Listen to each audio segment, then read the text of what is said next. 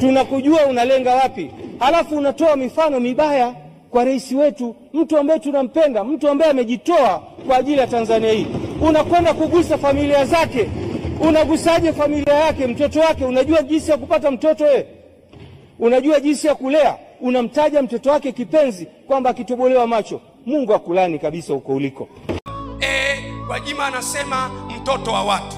Mimi nimetaja watoto wa wote.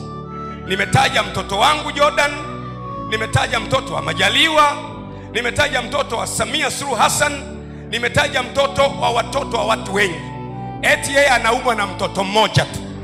Eti yeye ni mtoto mmoja tu. Eti yeye ni mtoto mmoja tu.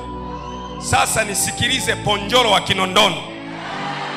Nikikuamkia wewe utabaki vipande vipande, kwa maana ya nikikusemesha Kinondoni yote itakukataa na utanuka kinyesi. Tulia, kaa kwa kutulia.